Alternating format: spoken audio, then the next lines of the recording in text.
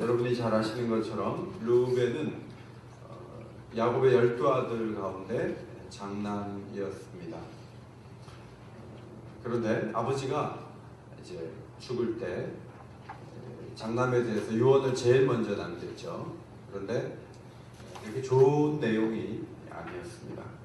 창세기 49장 3절 말씀해 보시면, 르우벤아 너는 내 장자요 내 능력이요 내 기력의 시작이다.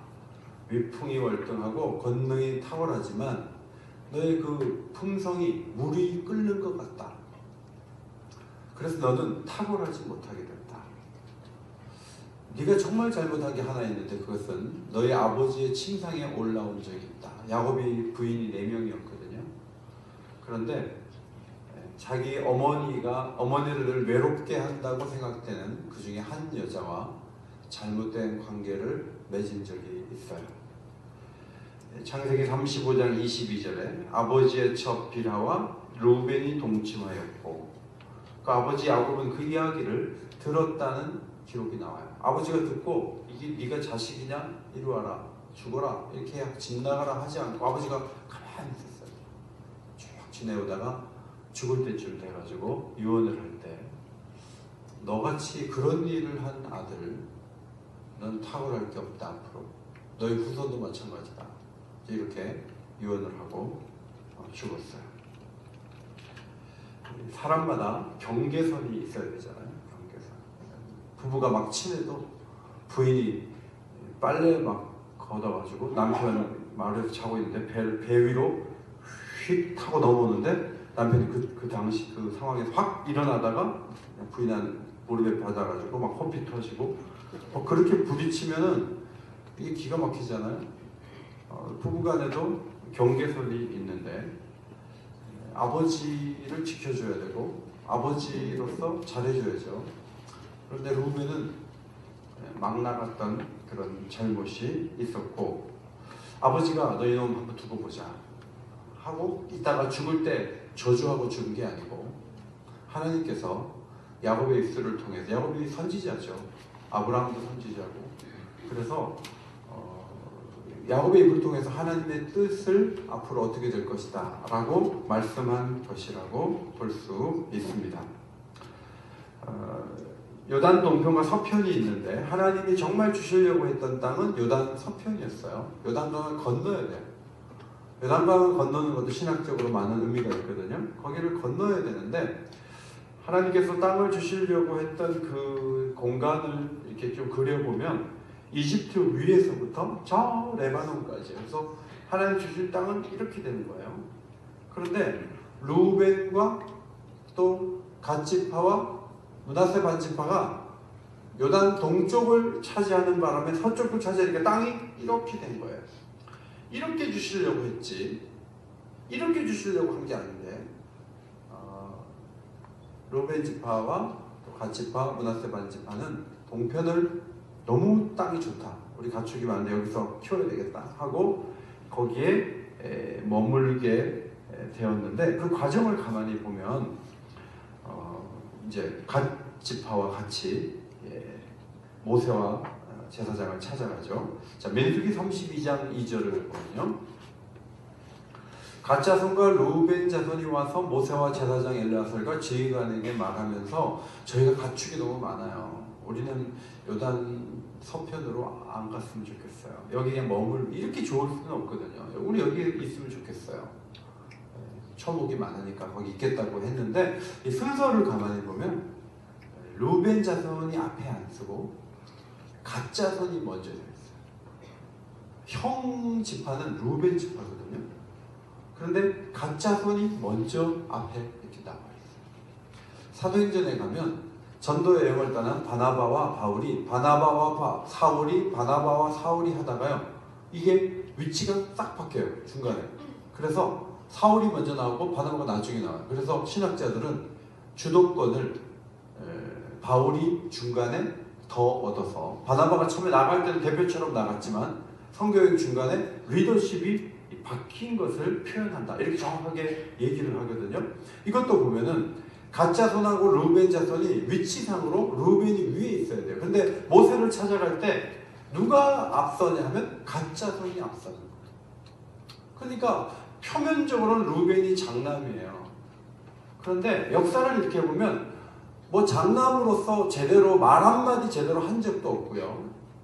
땅을 차지하는 그것도 다른 지파 앞세워서 뒤따라가는 그런 모습을 보였다. 이렇게 해석을 할 수가 있어요. 갓지파하고는 어떻게 친하게 됐는가? 갓지파하고 친하게 된 이유는 성막을 보면 성막을 중심으로 이동을 할 때 이 루벤 지파는 남쪽에 있었는데 시므온 지파와 갓지파가 세 지파 레아의 후손들이 남쪽에 포진하고 있었어요. 그래서 40년 동안 이웃 사촌이 갓지파예요. 그래서 그들하고 서로 친하게 지냈기 때문에 야, 우리 건너가지 말고 여기서 그냥 이미 모세가 얻은 땅에서 우리가 한번 잘 살아보자, 이렇게 주장을 했던 것이죠. 그런데 역사를 보면 루벤 지파와 갓 지파와 므낫세 반 지파가 요단 동편을 오래 갖고 있지 못해요. 하나님이 주시려는 서편 땅은 오래 갔어요. 그러나 동편 땅은 언제 잃어버렸는지 중간에 다 잃어버리고 말았던 거죠. 그래서 하나님의 그 원래 계획이 참 중요해요. 저와 여러분이 중간에 세운 대안이 있고 하나님이 원래 주시려고 하는 보관이 있어요. 대안과 보관이 있을 때 여러분 대안이 굉장히 좋아 보일 수 있지만 그 대안은 하나님의 원래 계획보다 못하다는 걸 기억하셔야 돼요. 여러분이 뭐 기도하고 성경 보고 사람들하고 대화하다가 이렇게 하면 좋겠어. 그런데 하나님 뜻이 그게 아니면 여러분의 대안이 하나님의 보관을 이기면 안 돼요. 하나님 주시려고 했던 그것을 얻는 게 굉장히 중요하다 하는 거죠. 성경을 보면 하나님이 처음에 주신 이 장남, 루벤이라는 이 장남의 위치를 잘 유지하는 게 어려웠죠. 뭐 많아요. 에서가 장남이지만 야곱만 못했는데, 물론 하나님이 계획도 하신 것도 있지만 에서는 야곱보다 더 큰 복을 받아 누리기 힘들 행동을 자꾸 해요. 영적으로 보면. 그러니까 야곱보다 잘 될 수는 없어요. 여러분이 잘 아시는 예수님의 12제자 가운데 가룟 유다, 사도로 부름받았어요. 이미 사도예요. 그런데 가룟 유다가 선생을 돈을 받고 팔아요. 그리고 목을 매서 죽어요. 그래서 가룟 유다 대신에 제비 뽑아서 마띠아라는 또 다른 사도가 세워지게 되었던 것이죠. 에베소 교회는 굉장히 강력한 제자 훈련이 잘 된 교회잖아요. 말씀에 실력 있는 교회지만 주님이 그 모습을 보면서 첫사랑 회복하지 않으면 촛대를 옮길 수 있다, 이런 경고를 하신 것을 성경에서 보게 됩니다. 그러니까 성경이 말씀하고 있는 바가 무엇인가 하면 어떤 하나님 주신 축복, 존재감, 위상, 이게 영원하지 않다는 거예요. 좋은 위상을 갖고 시작을 하다가도 꼴찌가 될 수도 있고요, 탈락이 될 수도 있고, 정말 처음엔 초라했는데 라합처럼 위대한 예수님의 조상이 될 수도 있고, 이런 하나님의 역사는 이게 막 격변하는 그런 상황이 우리에게 펼쳐지고 있는 거죠. 그래서 저나 여러분이나 그냥 뭐 이대로 가면 어느 정도 위상을 굳히지 않을까, 이런 생각하면 안 돼요. 제대로 하지 않으면 언젠가 초라해질 수 있고 꼴찌가 될 수도 있고, 또 초라한 것 같은데 믿음으로 살다 보면 하나님이 높이시면 높아질 수도 있고, 이런 변화가 많이 있는데 루벤은 태생적으로는 야곱의 큰아들이기 때문에 굉장히 잘 태어났어요. 그런데 그 후손들이 하는 일들을 이렇게 보면 탐탁지 않아요. 잘했다고 볼 수가 없어요. 저들은 모세 시대에 물려준 기업에서 다른 지파는 막 싸워가지고 막 쟁취하고 분배를 받아갖고 9지파 반이 막 새로운 땅을 제비 뽑고 있는데 저쪽은 이미 다 끝났어요. 모세가 다 준 땅 거기서 편안하게 사는 거예요. 15절, 모세가 루벤 자손에게 기업을 주었으니. 24절, 모세가 갓지파 곧 갓자손에게도 기업을 주었으니. 29절, 모세가 므낫세 반지파에게 기업을 주었을 때, 지금 여호수아가 다스리고 있어요. 여호수아하고 뭘 해봐야 되는데 옛날에 이미 죽은 모세가 준 그 기업 위에서 뭔가 이렇게 펼치는 루벤 자손의 모습을 우리는 보면서 이 사람들은 이미 다 된 밥에 숟가락 얹어서 먹는 일만 하는 것 같다. 이제 이런 느낌을 받게 되는 거죠. 여러분, 우리 오긴교회는 올해 70년이에요. 사실 많은 기반이 과거에 마련돼 있고 이제 막 개척한 그런 교회나 목사님들보다는 우리가 더 편안한, 또 우리 월세도 안 내잖아요. 우리 교회는 돌아가잖아요. 우린 좀 더 안정된 그런 위치에 서 있어요. 성경을 볼 때마다 더 편안하고 완성된 곳에서 사는 게 축복인가 했을 때 계속 그것을 누리려고만 하는 것은 결국 축복이 아니다 하는 것을 발견할 수가 있습니다. 예수님이 하신 말씀인데 마가복음 8장 35절 앞에 보시고 읽겠습니다. 시작. 누구든지 자기 목숨을 구원하고자 하면 잃을 것이요 누구든지 나와 복음을 위하여 자기 목숨을 잃으면 구원하리라. 목숨을 구원하고자 한다는 건 뭐냐면요, 자기가 손해 안 보겠다는 거예요. 희생할 필요도 없는 거예요. 그렇게 도전이 필요하지 않아요. 자, 그런 성도나 그런 교회는 잃을 것이다. 그러나 복음을 위해서 도전하고 앞으로 나가고 위험을 감수하는 도전적인 교회와 성도는 구원받는다.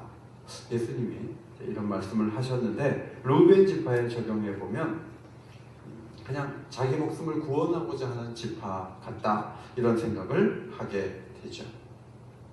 여러분, 교회가 오늘날도 부흥하고 있는 걸 아십니까? 교회가 지금도 부흥하고 있어요. 목사님 안 그렇던데요? 지금 교회가 굉장히 어렵다 그러던데요? 많이 어려워갖고 막 후가 팍팍 주는 교회도 있고요. 이 어려운 시기에도 교회가 막 부흥하고 잘 되는 데도 있어요. 근데 제가 부흥하는 교회들을 이렇게 보면요, 도전하는 교회, 목숨을 바치고자 하는 교회, 뭔가 안정된 그 위에서, 예를 들어서 큰 빌딩 20층짜리 빌딩 세워가지고 교회에서 세 주고 세 받아가지고 교회 운영한다. 여러분, 그 교회는요, 돈은 있을지 모르지만 생명력이 이미 사라지고 마는 거예요. 그런데 막 매주일마다 헌금 막 제로 가까이 돼요. 그런데 엄청나게 일하고 엄청나게 도전하고 엄청나게 뜨겁고 엄청나게 강하고 이제 그런 교회들이 지금도 있는 것이죠. 우리 오긴교회는 그냥 전통이나 이어가고 옛날에 했던 거 한 번 더 하고 편안하게 비치지 말고 그렇게 앞으로 나가자 하면 그것은 좋은 선택이 아니에요. 성도 개인적으로도 성경을 읽지 않아도 되고 전도 안 해도 되고 기도 안 해도 되고 헌신 안 해도 되고, 자, 그렇게 편안하게 살고자 합니까? 그러면 루벤 자손처럼 사는 것이다, 그렇게 볼 수가 있는 거예요. 유다 지파에는 이제 14장에 가면 갈렙이라는 인물이 나오죠. 그 사람이 40살 때 한번 올라갔던 헤브론을 차지하겠다고 45년 동안, 지금으로 말하면 헬스장 매일 다닌 거야. 막 복근이 아직도 있고 몸도 너무 좋아요. 싸울 수 있다는 거야. 그래서 여호사 찾아가서 이렇게 얘기했어요. 이 산지를 내게 주소서. 이 산지 주십시오. 85세인데 유다 지파 갈렙은 도전하고 앞으로 나갔어요. 그런데 루벤 지파에 갈렙 같은 사람이 있냐 하면 눈을 씻고 찾아봐도 한 명도 보이지 않았던 것이죠. 성도 여러분, 우리 제2남전도에 갈렙 같은 인물들이 있게 되기를 바랍니다. 우리 교회에 사랑방마다 갈렙이 한 명씩 있게 되기를 바랍니다. 그러면 교회는 발전할 수 있어요.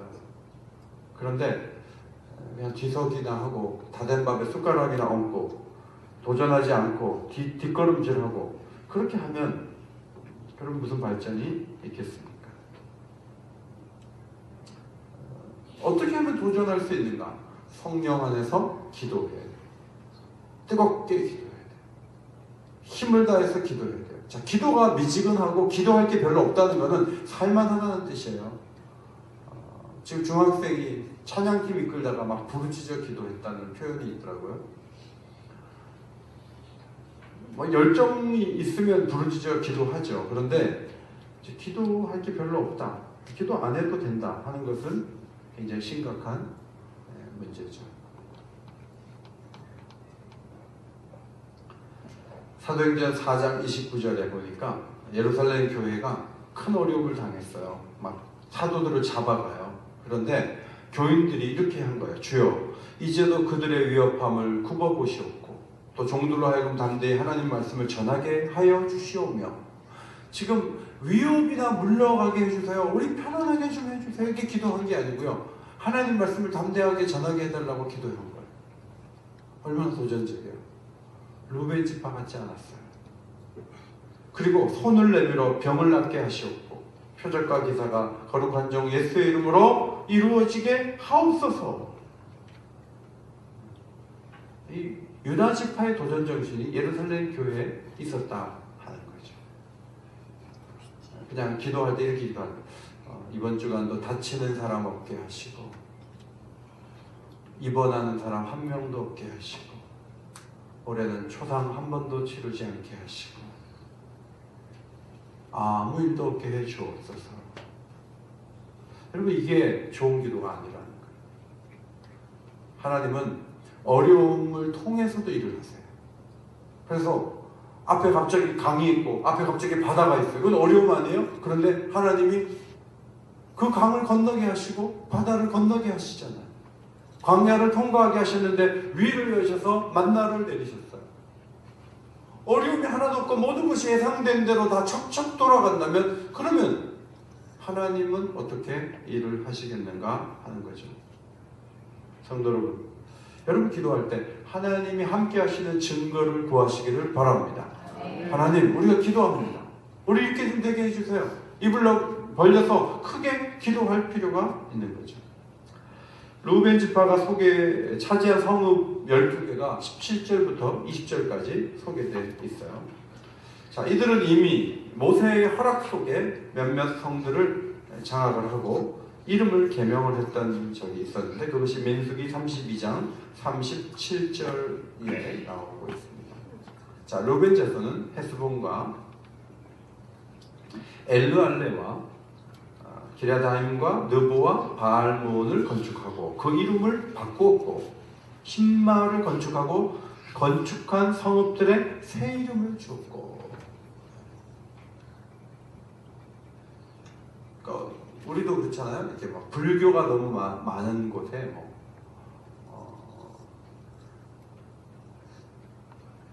불광역, 이거 좀 불교 쪽이 아니에요? 이름이 뜻이 불자가 그렇죠? 불광신학대학교 그럼 되겠어요? 그 앞에 뭐 불자가 있는데 맞아, 불광신학대학교 그러면 좀 이상하잖아요. 이름을 바꿔야죠. 신학교로 한다면 이름을 바꿔야죠. 자, 여기 오늘 여호수아 13장에 12성읍이 있는데 남쪽에 디본이 있어요. 제가 한번 노트로 다 그려봤어요. 하나 둘 해서 위아래 한번 그려봤는데 디본이 있고, 동쪽에 메바과 그데못 야하스가 있고, 중앙에 바알본, 서쪽에 세네살, 북쪽에 베녀사못, 비스가 산기슭, 벳볼, 헤스본 이렇게 있더라고요. 여기에 특별히 두 곳을 오늘 말씀을 좀 드리고자 해요. 하나는 야하스라는 곳입니다. 야하스. 따라합시다. 야하스. 민수기 21장 23절에 보면 이 야하스에 이스라엘 백성들이 딱 진을 치고 있었어요. 그런데 시온 왕이 그 지역의 왕이거든요. 그래서 시온 왕이 아니 내가 있는 이 남쪽 지역을 너희들이 감히 넘봐? 해가지고 이스라엘이 야하스에 진쳤는데 쳐들어와요. 그러니까 이스라엘이 공격을 당했어요. 그런데 이스라엘이 얼마나 강하냐면 그들이 막 떼를 모아서 치는데 하나님께서 도와줘갖고 야하스에서 큰 승리를 거둬요. 그래서 시온왕 그 일당이 다 일방타진되고 다 죽임을 당하게 됐던 것이죠. 바로 거기가 야하스예요. 여러분, 우리가 신앙생활을 하면서 원수마귀를 공격하기도 하지만 공격을 받기도 해요. 영적인 전쟁이 있거든요. 그래서 뭔가 우리가 올해 막 열심히 해보려고 그러니까 막 어려움도 많이 와요. 올해는 막 연초부터 어려움도 많아요. 막 공격해요. 근데 거기에 이제 우리가 막 안 되겠다, 조용하자. 그러면 우리가 어려움이 없을 수도 있어요. 그런데 여러분, 가장 크게 그 공격당해서 패배당한 것 같은 느낌을 줬던 것이 어디냐면 갈보리 산상의 예수님의 그 십자가. 십자가는요, 예수님이 공격당해서 죽어서 완전히 패배한 것 같이 여겨졌어요. 그런데 십자가는요, 예수님의 승리의 상징이 됐어요. 야하스 같은 거예요. 예수님이 거기서 끝나버렸으면 갈보리 도상은 완전히 주님의 실패의 장소예요. 그런데 공격을 당해서 예수님이 빌라도, 헤롯, 대제사장들 이런 사람들의 작당해가지고 예수님 죽였어요. 그런데 하나님은 3일 만에 부활시켜 주신 줄 믿습니다. 하나님은 살리셨죠. 야하스는 공격을 당했으나 큰 승리를 거둔 곳이에요. 오늘도 여러분을 공격하는 원수 마귀가 있지만 하나님의 군대를 결코 이길 수 없다. 이런 믿음을 가지고 마귀가 싸움을 걸어올 때 뒷걸음질 치지 말고 담대하게 앞으로 나가는 성도들이 되시기를 바랍니다. 그것이 믿음의 태도예요. 요한계시록 19장에 내가 봄에 그 짐승과 땅의 임금들과 그들의 군대들이 모여, 이게 다 하나님을 적대하는 세력들이에요. 말탄 자와 그의 군대와 더불어 전쟁을 일으켰어요. 이건 뭐냐면 공격이 저쪽 마귀 쪽에서 공격했다는 뜻이에요. 그런데 전쟁을 일으켰는데 짐승이 잡혀요. 표적을 행하던 거짓 선지자도 함께 잡혀요. 짐승의 표를 받고 우상에게 경배하던, 표적으로 미혹하던 자들이 전부 어떻게 돼요? 유황불에, 무양못에 던져지게 되는 이 마지막 때의 역사를 사도 요한은 놀랍게 기록하고 있는 것이죠. 성도 여러분, 성도는요, 마귀를 이길 수 있어요. 아멘? 그래서 오늘 뭐 기도 안 되는데 이렇게 집에 가지 마세요. 이기세요. 이기시고, 피곤도 이기시고, 잡념이 들어오는 것도 이기고, 어떤 불안과 걱정과 염려를 준 것도 이기세요. 이기고, 예수의 이름으로 이기고 또 이기시기를 주의 이름으로 축원합니다. 그것이 야하스예요. 그 다음 벳부올이 있어요. 벳부올. 20절에 벳부올이 있는데, 이제 바알부올을 섬겼던 곳으로 알려져 있습니다. 이제 바알부올이란 말은 부올에서 섬긴 바알이다, 이런 뜻이에요. 부올에서 섬긴 바알이다. 자, 여기서 이스라엘 백성들이 가나안 이제 들어가는 그 직전에 큰 사고가 한 번 있었죠. 이 발람이라는 선지자가 있었는데, 발람왕이 돈을 가지고 와가지고 이스라엘을 저주해달라. 자기는 저주 못한다 하면서 자꾸 발람이 뭘 주니까 그걸 탐이 나가지고 이제 뭐 저주를 하려고 해도 자꾸 축복을 했던 거죠. 벳부올에서. 그래서 벳부올에서 무슨 일이 일어났냐면, 하나님이 이 연병으로 그 우상 숭배를 하고 여자들하고 음란하게 행동했던 그 사람들을 쳐가지고 24,000명이 죽었어요. 루벤 지파 땅에서 그런 일이 일어났던 것으로 보입니다.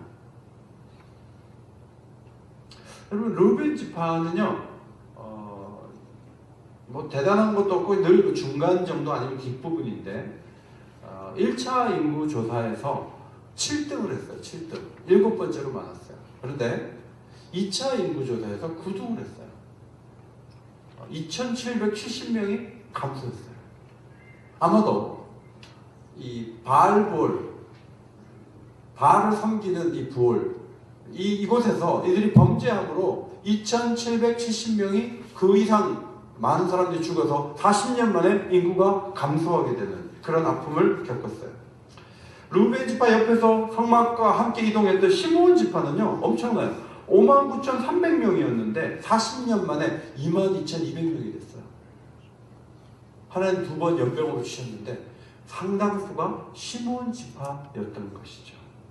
얼마나 감소했냐면 37,100명이 감소했어요.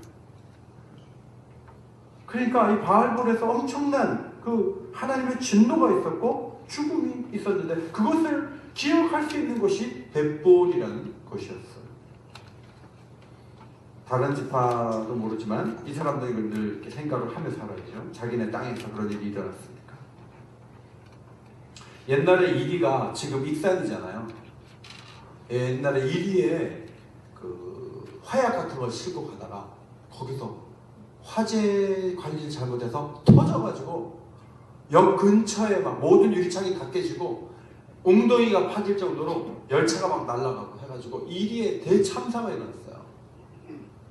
그러면 이리역, 익산역에서 뭔가 위험한 물질을 다룰 때는요, 다른 역이나 다른 데서보다 10배라도 조심해야 돼요. 왜냐면 큰 사고가 한 번 났었잖아요. 벳불이라는 땅을 안고 있는 루벤 지파는요, 우상숭배 100배 조심해야 돼요. 왜냐하면 거기서 우상숭배하다가 몇만 명이 죽었는데 또 멍청하게 또 우상숭배하면 그럼 어떻게 해요? 큐티인의 소병하라는 성도가 쓴 글이 있더라고요. 자, 이 사람이 문제가 많았던 사람 같은데 교회 와서 용서를 받고 이제 교회 리더가 된 것 같아요. 근데 이 사람이 교회에서 일을 많이 맡다 보니까 아주 큰소리 치는 거예요. 큰소리 치면서 당신의 문제는 이거니까 이렇게 해. 이렇게 말을 막 하면서 성도들에게 상처를 줬대요. 그래서 말 때문에 막 사람들이 상처받는 거예요. 근데 이 사람이 얼마 전만 해도 열등감 때문에 맨날 기죽어 있었대요. 그런데 교회에서 막 인정을 받으니까 어깨 딱 펴고 말을 막 함부로 하는 거예요. 이 사람은 죄가 무슨 간음죄 뭐 그런 것만 있는 줄 알고 생각을 했는데 자기가 살다 보니까 교만하다 보니까 말로 자꾸 사람들을 아프게 하는 죄를 저질렀다. 자, 이런 일이 왜 일어나냐면요, 자기가 옛날에 지은 죄에 대한 철저한 회개와 내가 죄를 범할 수 있는 위험한 배포를 갖고 있다는 생각을 하지 않으면요, 새로운 죄를 하나 또 개발해갖고 또 짓게 되는 게 인간의 약점이에요. 화를 자꾸 내는 분은요, 그게 그 사람의 배포이에요. 자꾸 화내면 안 돼요. 아버지가 엄마 자꾸 때리잖아요. 그걸 보고 자란 자녀는요, 그 따라해요. 이 유전자에 그런 게 아주 들어와 있는 것처럼 따라하는 거예요. 이게 뱃보울이에요. 자기의 뱃보울이에요. 그걸 차단하지 않으면요, 그 증상이 계속 나타나면서 사람을 괴롭혀요. 굉장히 조심해야 돼요. 루벤 지파는 그런 땅을 갖고 있는데 똑같은 짓을 또 하면 그것은 굉장히 잘못된 거예요. 그러니까 항상 깨어 기도해야 되고 말씀 앞에 서야 되고 또 다른 아픔, 또 다른 죄가 반복하면서 다른 형태로 나타나지 않도록 깨어 있는 것은 매우 매우 중요한 거예요. 놀랍게도 이 시온을 몰아내는 과정에서 발람이 발견이 됐어요. 발람 선지자. 옛날에 거짓말을 해가지고 나쁜 말을 해가지고 이스라엘을 범죄하게 만들었던 그 사람이 제거되었다고 22절에 소개되어 있어요. 발람은 하나님의 선지자였어요. 여러분이 아시는 유명한 말씀도 있어요. 이 발람이 예언한 얘기인데요. 민수기 23장 19절인데 하나도 안 틀리죠. 기가 막힌 명언이죠. 예언을 하나님의 영을 받아서 했으니까 이 말은 진리이죠. 예, 발람이 한 얘기예요. 한번 같이 읽을까요? 시작. 하나님은 사람이 아니시니 거짓말을 하지 않으시고 인생이 아니시니 후회가 없으시도다. 어찌 그 말씀하신 바를 행하지 않으시며 하신 말씀을 실행하지 않으시랴. 하나님은 우리가 함부로 할 수 있는 분이 아니다. 하나님 하신 말씀대로 이스라엘 백성들에게 하신 말씀대로 축복할 텐데 저주한다 해도 저주가 오냐. 이게 발람 왕에게 직접 전해줬던 예언이에요. 근데 하나님을 너무 잘 알고요, 그 말을 막 기가 막히게 해서 여러 민족을 향해 예언도 하고 대단한 사람이었어요. 그런데 이 사람이 심판의 대상이 되고 말았어요. 이 발람이 한 얘기 중에 이런 말도 있어요. 너를 축복하는 자마다 복을 받을 것이요 너를 저주하는 자마다 저주를 받을지로다. 여기 너가 누군지 아세요? 이스라엘이에요. 이스라엘을 축복하면 복받고 이스라엘을 저주하면 저주받는데 이스라엘이 그렇게 중요한 걸 알면서도 이스라엘이 죄짓게 만들었어요. 왜 그랬을까요?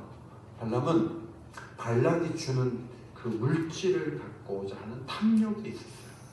그래서 정답을 가장 많이 알고 있었으면서도 정말 가지 말아야 될 길을 걸어갔던 사람이 이 발람 선지자예요. 민수기 31장 16절 앞에 보시고 읽겠습니다. 시작. 보라, 이들이 발람의 꾀를 따라 이스라엘 자손을 부올의 사건에서 여호와 앞에 범죄하게 하여 여호와의 회중 가운데 연병이 일어나게 하였느니라. 발람이 나쁜 꾀를 내가지고 음행을 하게 하고 우상 숭배를 하게 하고, 그래서 연병이 나타나서 24,000명이 죽었어요. 이 사람은 탐욕의 상징이고 부도덕의 상징으로 신약 성경에 기록되어 있는데, 베드로후서 2장 15절 자기의 불법으로 말미암아 책망을 받되 말하지 못하는 나귀가 사람의 소리로 말하여 이 선지자의 미친 행동을 저지하였느니라. 나귀가 앞으로 가면 하나님의 사자가 죽이려고 했어요, 발람을. 근데 나귀는 그 하나님의 사자를 봤는데 발람은 못 본 거예요. 그래갖고 안 가려고 하다가 벽에다가 발을 비벼가지고 막 나귀를 막 때렸더니 갑자기 나귀가 말을 했어요. 왜 때려?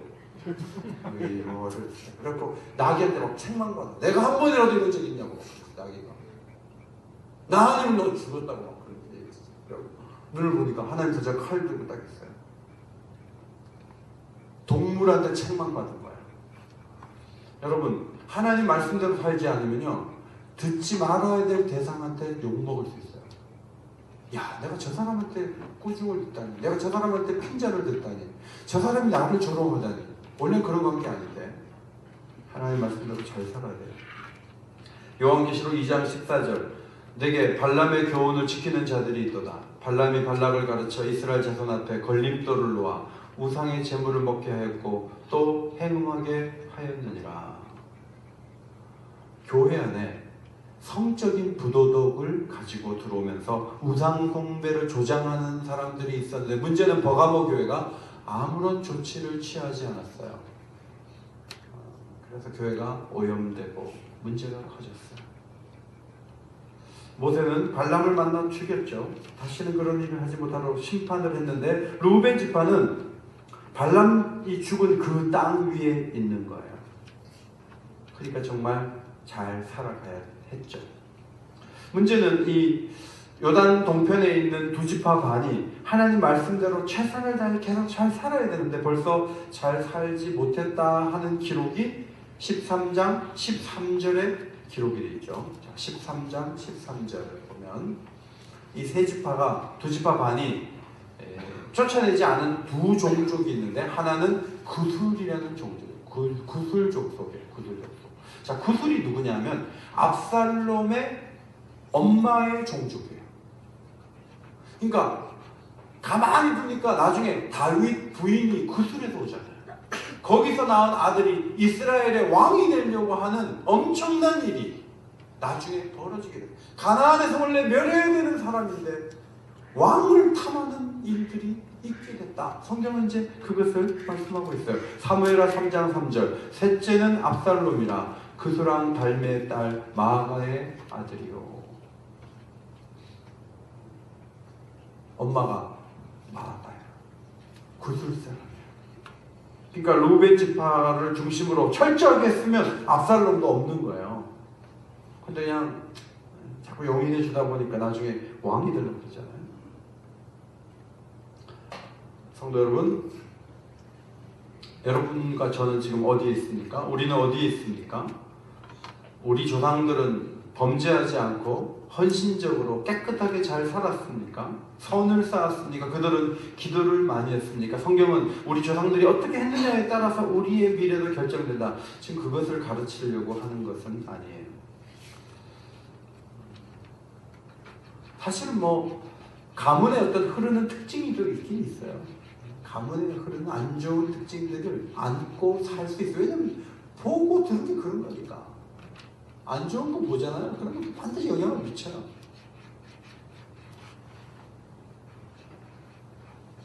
근데 중요한 건 뭐냐면 그 죄하고 싸워야 돼요. 그 나쁜 기질하고 싸워야 돼요.